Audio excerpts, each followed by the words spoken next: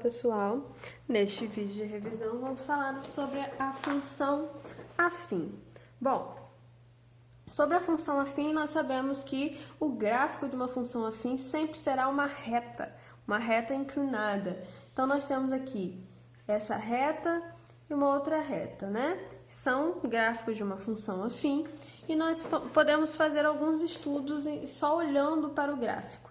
Neste caso, nessa primeira reta aqui, nós temos o seguinte: na função afim, as retas elas serão funções crescentes ou decrescentes. Nesse primeiro caso, nós podemos perceber que olhando da esquerda para a direita, né, no domínio, aumentando o domínio, a função ela vai crescendo, ela é crescente, né? O gráfico ele vai subindo, né? E quando nós temos um gráfico em que ele é crescente, na função afim, a gente tem algumas características. A taxa de variação m, que a gente já aprendeu a calcular, que no caso da função afim, quando a gente calcula a taxa média de variação, a gente encontra o coeficiente angular. Esse coeficiente ele vai ser positivo. Como a função, o gráfico é crescente, no cálculo da taxa média de variação, a gente vai encontrar um número positivo. O coeficiente angular dessa função ele é um número positivo. Bom, o zero da função é menos 1. O que é o zero da função? É onde o gráfico toca o eixo x. Então, aqui é para x igual a menos 1. Né? E o f de zero é 2, que a gente pode perceber isso no gráfico também. Como? O f de zero é quando x é zero. Então, é aonde o gráfico toca o eixo y. Então, o gráfico toca o eixo y no 2. Então, o f de zero, o valor da função quando x é zero, é 2, certo? E a partir do zero da função, a gente faz o estudo do sinal. O estudo do sinal já vimos aonde que a função é positiva e onde ela é negativa, para quais valores de x a função é positiva e negativa. Então, positiva é quando o gráfico está acima do eixo x e negativa quando está abaixo do eixo x. Então, nós podemos perceber que neste gráfico que é crescente, para os valores menores que o zero da função, né, os valores de x, vai fazer com que o gráfico esteja aqui, ó, na parte negativa. Então, para os valores menores que menos 1, a função ela é menor que zero, ou seja, ela é negativa. Está escrito isso aqui, ó. F de x é menor que zero para x menor que menos 1. Quando x é menor que menos 1, a função ela é negativa, ou seja, menor que zero. Para os valores de x, para f de x igual a zero, ou seja, o zero da função, o f de x é igual a zero para x igual a menos 1. Ou seja, o gráfico toca o eixo x aqui no menos 1. Então, a função é zero. Ela não é nem positiva e nem negativa, ela é zero. F de x, o y é zero. F de x, ou seja, o y é positivo, maior que zero, né? Para os valores de x maiores que menos 1, né? Todos os valores de x maiores que menos 1 encontram o gráfico acima do eixo x. Então, o gráfico a função ela é positiva para os valores de x maiores que menos 1. Esse é o estudo do sinal desse gráfico. No outro gráfico, nós já falei que ele é decrescente, né? Olhando da direita para a esquerda, né? Quando a gente aumenta o x, o y, ele vai diminuindo. E isso quer dizer que quando o gráfico é decrescente, quando a gente calcula a taxa média de variação, que é o coeficiente angular na função afim, ele vai ser um número negativo. Então, quando o coeficiente angular é negativo, quer dizer que a função é decrescente. O gráfico da função ele é decrescente. O zero da função, onde toca o eixo x, é 2. E o f de zero, onde toca o eixo y, é 4. Né? E a partir do zero da função, a gente faz o estudo do sinal. Então, quando que f de x é maior que zero? Quando que a função ela é positiva? Quando que o gráfico está acima do eixo x? Para esses valores de x aqui, ó, que são menores, para os valores de x menores que 2, menores que o zero da função. Para os valores de x menores que 2, a função ela é positiva. E ela vai ser negativa para os valores de x maiores que 2, né? Para esses valores de x aqui desse lado são maiores que 2, a função, o gráfico, ela está na parte de baixo do eixo x, então ele é negativo. E a função é zero quando x é 2, certo? Então fizemos o estudo, falamos sobre o zero da função afim, crescimento, decrescimento, né? Agora vamos falar um pouquinho sobre inequação. E eu trouxe um problema aqui para vocês. No livro de vocês, na página 115, está esse problema. É a questão 15. É o seguinte, vou ler para vocês. Um sapateiro A, cobra R$10 de mão de obra por qualquer serviço, mais R$6 por par de sapato consertado.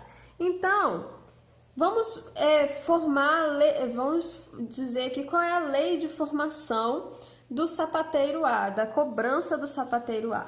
X é a quantidade de pares de sapato, tá?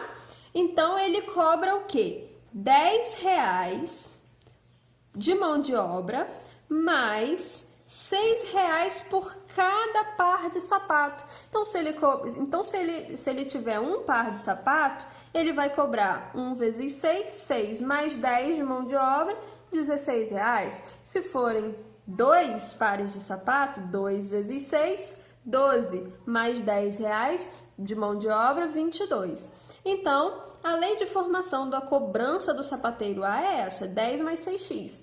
Lembrando que x é a quantidade de pares de sapatos, certo? E já o sapateiro B, ele cobra R$16 de mão de obra, mais R$4,60 por par consertado.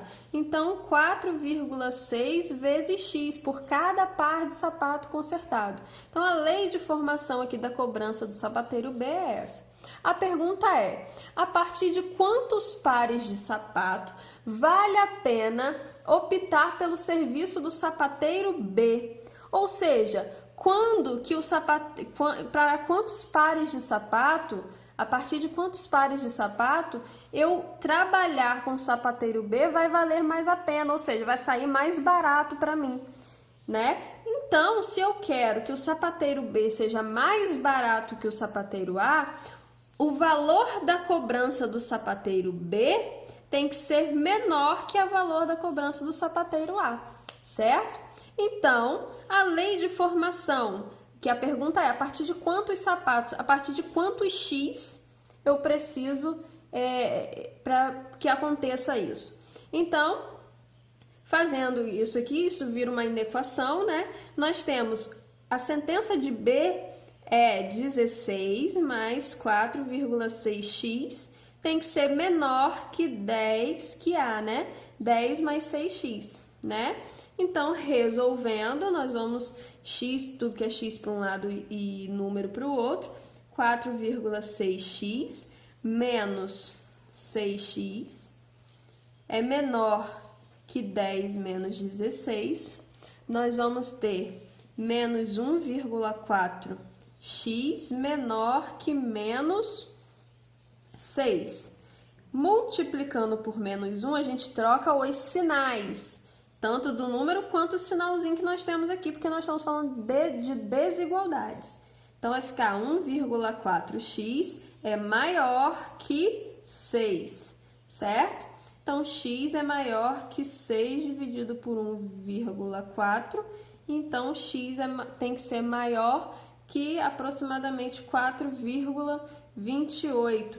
Ou seja, a partir de quantos pares de sapato B será mais vantajoso? A partir de 5 pares, né? Então, x tem que ser maior ou igual a 5, né? Porque se for 4, é menor que 4,28. Pouco, mas é. Então, o A ainda será vantajoso. Então, a partir de 5 pares, a gente já abate isso aí. A partir de 5 pares de sapato, B será mais vantajoso, certo? Então, nós temos aqui a resposta.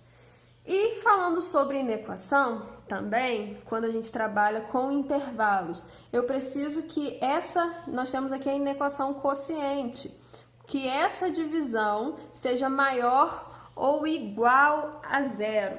Então, a gente já viu que, primeiramente, a gente tem que estudar o sinal de cada uma separado. Então, vamos lá. Nós vamos ver quando que elas são iguais a zero, para depois a gente estudar o sinal e ver quando que ela vai ser maior, quando que essa divisão vai ser maior que zero. Então, x mais 1 é igual a zero.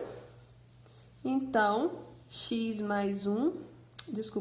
vai ser igual a menos 1, certo? X vai ser igual a menos 1. Então, o zero da função aqui é menos 1, né? E o zero da função não. Quando o y é zero, o x é igual a 1, né? O gráfico toca o eixo x no menos 1, que a gente viu que é onde a gente consegue estudar os sinais. A partir do zero da função, a gente consegue estudar os sinais direitinho, certo? Quando que ela vai ser positiva ou negativa. E nós temos que 2x menos 4 tem que ser, nesse caso, como está no denominador, tem que ser diferente de zero, né? Então, x vai ter que ser diferente de 4 meios. X tem que ser diferente de 2, certo? E nós vamos estudar o sinal, né? Vamos fazer lá as retinhas da primeira, x mais 1. Vamos fazer da segunda da divisão 2x menos 4. Nós sabemos que como está no denominador tem que ser diferente de zero, ou seja, tem que ser diferente, neste caso, de 2, né? E aqui de menos 1, vou botar nesse primeiro. Pode ser igual a menos 1, vou botar aqui o menos 1, e o 2, né? E é aberto no 2, porque o 2 não pode entrar. Tem que ser diferente. Bom, a primeira é x mais 1. Sabemos que o coeficiente angular aqui é 1. O a é uma função crescente, então o a é positivo, porque como ele é positivo, é uma função crescente. Então, o gráfico vai passar no menos 1 assim, ó. Então, para os valores de x maior que 1, o gráfico ele vai estar acima do eixo x, né? Então, aqui vai ser positivo. E menores que menos 1 vai ser negativo, certo? Neste caso aqui, o 2 é positivo, também é crescente. Então, vai passar aqui neste momento. Então, para os valores maiores que 2 é positivo. Para os valores menores que 2, ó, o gráfico vai estar abaixo do eixo x, vai ser negativo. Agora, nós vamos estudar a divisão, né? X mais 1, fazendo o estudo do sinal, dividido por 2x menos 4, né? E aí, vamos marcar aqui o que a gente tem. Menos 1, bolinha aberta aqui em 2. Então, nós temos 3 intervalos para estudar, certo? Temos esse intervalo aqui para os valores menores que menos 1, entre menos 1 e 2 e maiores que 2. Então, a primeira é negativo, a segunda é negativo, divisão, negativo com negativo, positivo, menos com menos, mais. Divisão, neste intervalo aqui, mais com menos, menos, mais com mais, mais. E eu quero que a divisão entre esses dois seja maior ou igual a zero, ou seja, tem que ser positivo. Então, o intervalo que nos interessa é de menos infinito até 1 e maior que 2, certo? Então, a solução aqui um intervalo de menos infinito até menos 1, fechado, unido com o intervalo é aberto em 2, porque o 2 não pode ser zero, aqui no denominador não pode ser zero, né? Aberto em 2 até mais infinito. Certo? Bom estudo!